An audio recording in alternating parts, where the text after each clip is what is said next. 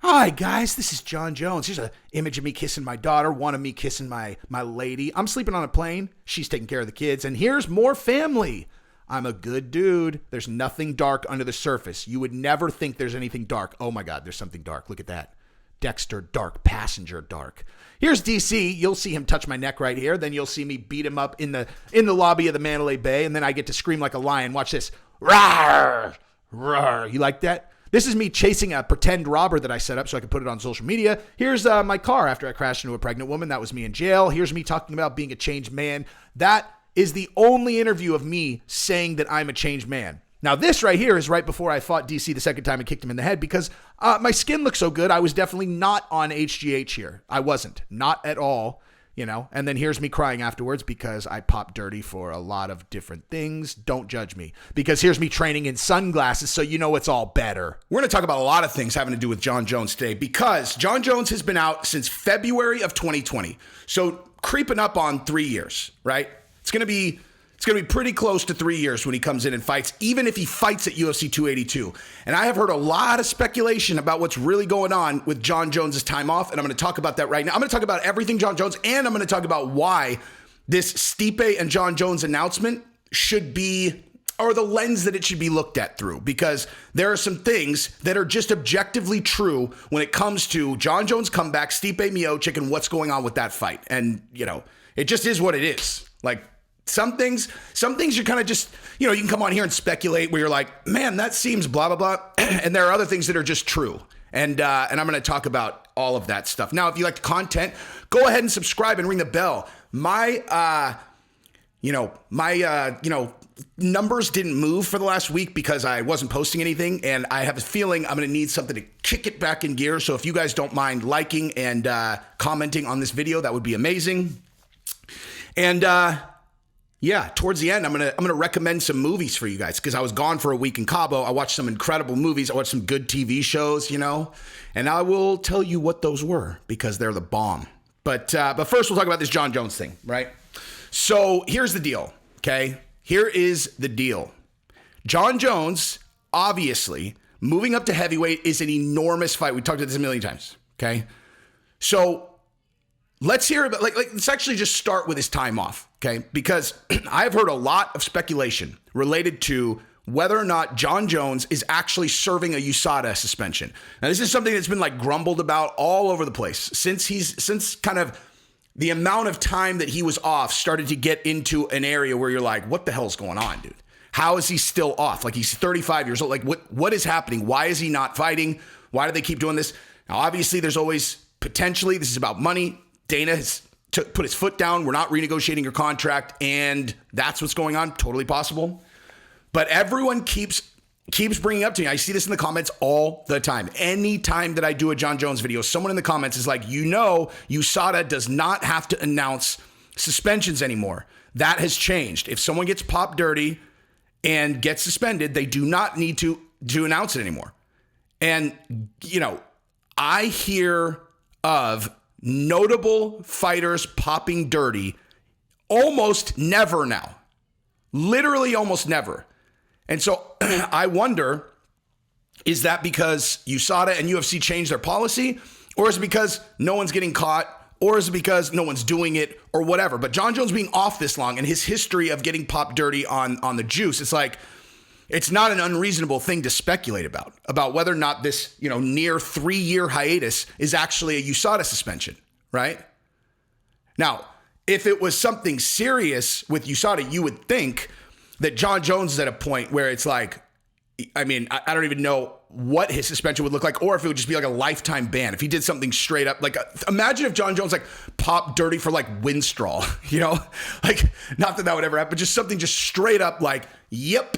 Just shooting juice, or, yeah, I mean, how do you reprimand him at this point, given the history, right? So I don't know the answer to that. I don't know. I have no idea. Like, I don't have any insight on this at all. I'm just pointing out that this is something that everyone is constantly talking about. I think it's a USADA suspension. And I'll say, I have no idea. But I will also say that there is certainly a world where what's actually happening is he was genuinely worried about his weight and his ability to perform at this higher weight. And then once once he gets to there, he's like, all right, I feel like I'm pretty much ready. Let's negotiate a fight. And you run into the UFC playing hardball and or the second part of this video, which is how Francis Ngannou works into all of this, okay? All of this. There is no Jon Jones situation without the Francis Ngannou situation. That's just an objective fact. Because when you look at Jon Jones and you look at this fight that's coming up, what does it represent? Okay, it is a massive super fight. Okay, no matter what they do with Jon Jones at heavyweight, the first time that he fights at heavyweight will be an enormous draw. And as we've discussed a million times on this channel, there are not as many enormous draws as you probably would think. Like there's, you have a handful of potential blow-up fights where you know that the card is going to perform. Now listen up close. This is a special ad I got for you guys. Welcome to Fresh Ball Fall. It's the season of pumpkin spice and making your crotch look nice. This means sipping cider in the fall breeze and using Manscaped products to trim your balls with ease. That's right, today's show is brought to you by Manscaped, a company here to make sure that your foliage isn't the only thing shedding its excess leaves. This is great copy, dude. Heck, even Mother Nature knows it's time to lose the excess clutter for fall. Join the 6 million men worldwide who trust Manscaped by going to manscaped.com for 20% off plus free shipping by using promo code Jesse. Okay, this is great ad copy. This is a great company, and their products are awesome. They really are. I got this whole package from these guys. I've been using it for the last 2 months. It's legit, dude. I always watch their ads, and I was kind of like, all right, okay. Like, I would have never bought it for myself, and be honest. But now that I've actually used the products, for 100% sure I would have bought them. 100% sure. It just makes you feel like such a special man, So whether you're already brand new or whether you're brand new or already with us at Manscaped, you can use the crown jewel of care for your family jewels. That's the Platinum Package 4.0. With this glorious package, you can align your entire hygiene routine in all one swoop. It's not just for your twig and berries, man. It comes with a bunch of stuff. Literally everything. You know what? I'm going to stop talking right now because I'm just going to tell you, me to you, honest to God, I got the Platinum Package. They sent it to me, and it is amazing. It's legitimately amazing.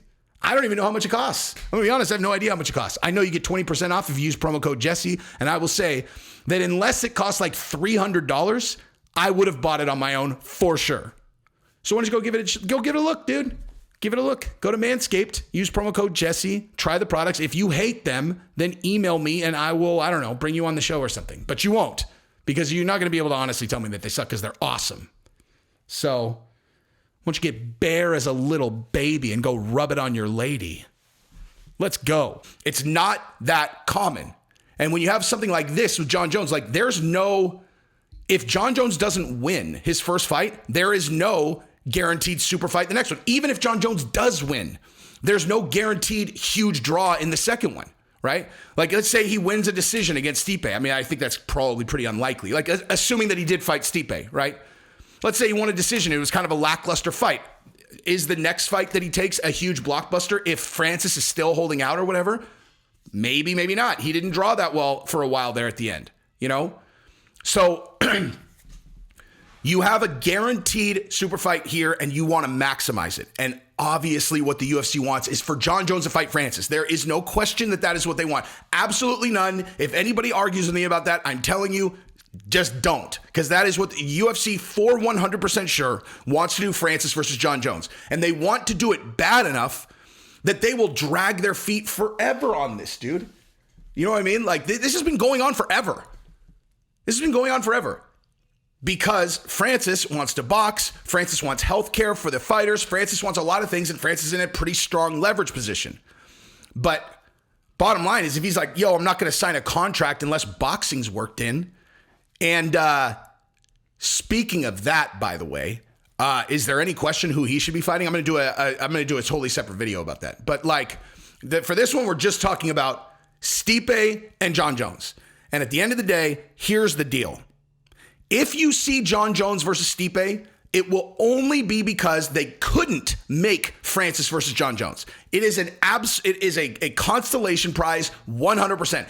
And right now, when they say we're targeting Jon Jones versus Stipe for 282. You want to know what that sounds like to me? I'll tell you exactly what it sounds like. It sounds like them playing leverage at Francis. That's what that sounds like, okay? It sounds like a bluff. It sounds, I mean, not a bluff. It's like a half bluff. You know, it's like, look, we'll do it. But how many times have they announced this fight? You know?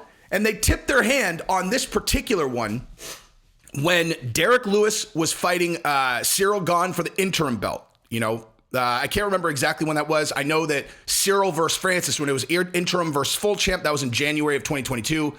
So I don't know, like call it 3-4 months before that. I think it was in September. It was I think it was August actually, if I remember correctly, August of 2021, when Derek Lewis is going to fight Cyril Gane in Houston, and it was tracking very poorly, obviously, because that was, I mean, you're like, how is that a headliner fight, right? But the week of that fight, or like right before the fight, they're all Jon Jones.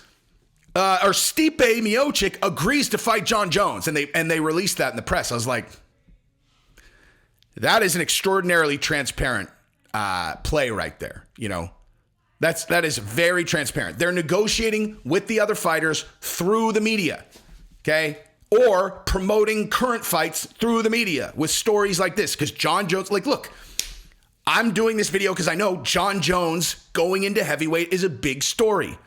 It'll get more eyeballs than if I just talked about some other topic. Okay. Obviously anything I know, the UFC knows, dude.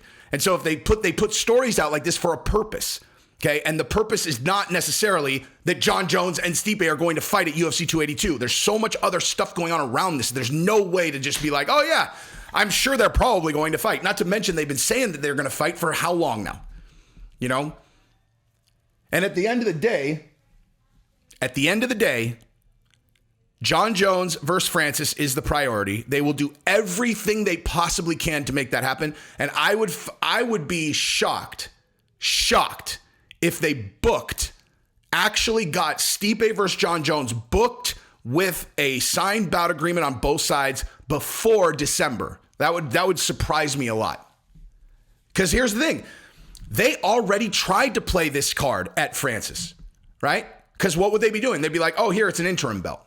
You know, oh, it's an interim belt. Like, or they're just, they would have to strip Francis. And then they might strip Francis in December because that's when he becomes an unrestricted free agent. And technically they could strip him then without kicking him into free agency. Because right now, if they strip him, then the champ clause goes away. He goes into free agency. So they can't strip him until December. So it would be, theoretically it could be for the belt but they would have to wait until after December to do it. If Stipe fought Jon Jones. But the bottom line is this, dude. They don't want to do that. They don't want to strip Francis. But if Francis refused to sign, what are they going to do? You know, what are they going to do? And so if they do this before December, it has to be for an interim belt. And again, they've already played that card. This is different, though. I mean, this is different. But to Francis, it'll look the same. It's like, dude, you already did this. You did this with Cyril Gane against Derek Lewis. No one considered Cyril Gane the real champion, and then I beat him. So you want to play this game again? You want to do the interim champ thing again? Like, it's not going to change my position. I'm the champion. Everyone knows it. But the reason why this would be different is if Jon Jones wins. Okay? If Jon Jones wins. Because Jon Jones is an undefeated potential GOAT candidate coming up from light heavyweight, where if he knocked out Stipe and looks good at heavyweight, which is very, very probable considering Henry Cejudo told Chael Sonnen that Jones is better now than he was when he's better now. He's not as good. He's better than he was. And Jon Jones' skill set at heavyweight being better. I mean, geez, man, that's a tall order, dude. I mean, the reason why Stipe Miocic has had so much success at heavyweight is because he moves not like a heavyweight. He's not a big guy. Stipe's not a big guy. You know, I mean, he's a big guy, but he's not a big heavyweight. You know, so he's light on his feet. He can move fast. He can move laterally. He's like boom, boom, boom. You know, same type of reason why Cyril Gane is having success. And honestly, same reason why Francis has success to a certain point, because he's very, very fast. You know, most heavyweights are relatively, they don't move that fast because they're huge. You got Jon Jones. If he moves like he did at light heavyweight, with his reach and all that stuff. And then now you add the additional power. Dude, he's a fucking nightmare. A nightmare. So, I mean, look, what does this all mean? It means I'm excited to watch Jon Jones fight. I'll be excited if Jon Jones gets the title. Honestly, I'll be excited if Jon Jones wins the title. Just because it's like, I mean, not at the expense of Francis losing, you know, but like, the story's awesome, dude. You know? Story's awesome. Where I see a guy cheat, you know, I mean, where a lot of people see a guy cheating, I see like that, but also like a big hurdle for him to overcome. I mean, this guy throws a lot of hurdles in front of himself, but you know, like, I like redemption stories because at the end of the day, like, I think people think about these types of things like, you know, oh, well, he doesn't deserve to have the redemption or whatever. And I'm like, dude, he's going to be fighting for 5 more years and then he's going to have to go live his life. Like, he's going to have to live his life outside of martial arts. You know, all of this stuff won't really matter anymore, you know? Like, if he's able to like capture some glory and give us something to talk about for years and years and years afterwards, good, you know? Because then all these, you know, the demons that he has to deal with, booze and every other fucking thing, look, like, you're gonna have to face them as like not a big celebrity. You know, you get a lot of fucking 2nd, 3rd, 4th, 5th, 6th chances when you are an incredible athlete that can potentially, you know, bring in a lot of dollars for a big organization. And you know, when you're 46 and no one really cares about what you're doing athletically, you know, these things start to like matter, you know, like these things start to matter. So I'm rooting for him. I just am. Can't help it. Anyway, that's what I got. I'm gonna do some other videos today. I'm gonna do Francis, who Francis should box, which should be obvious to everyone. And then I'm gonna do this Jorge Masvidal, Leon Edwards thing, and then I got another one. But the movie, you know what? I'll just give you one movie to watch. One. Watch the movie Bull. Okay, Bull. It's like a UK movie. It's about a UK mafia hitman who's on a revenge path. And on the cover is like a dude that he's got a beard and there's fire coming behind him. Like, and he's got like a shotgun. Watch that fucking movie, dude. I cannot stress this enough. Watch that fucking movie and definitely watch it all the way to the end. It is like that movie I couldn't stop thinking about it. I was like, God damn, dude, that is how you make a fucking movie right there. And then on Netflix, I watched the entire series, the entire season of that new show, The Watcher. I fucking watched that in 26 hours while I was on vacation. Like, I started watching it at night and I was kind of watching it through our dinner. I mean, it's only 7 episodes at 45 minutes. There's like, I don't know, whatever, 4.5, 5 hours of content. But I watched it like all through dinner. Then I watched it later when I was going to sleep. And I realized, I'm like, Jesus, I watched 4.5 episodes the first fucking night. And then the next day, when we were getting ready to travel, I knocked the rest out. It was like, I was so hooked, dude. The Watcher, hooked. So give that a run too. Right now, I'm watching Bullet Train, which is actually really fucking good. I'm halfway through it. It's excellent. With Brad Pitt and all these guys. It's like Snatch. It really is like, it's very good. Anyway, that's what I got. Subscribe to the channel, ring the bell. Love you guys. Peace.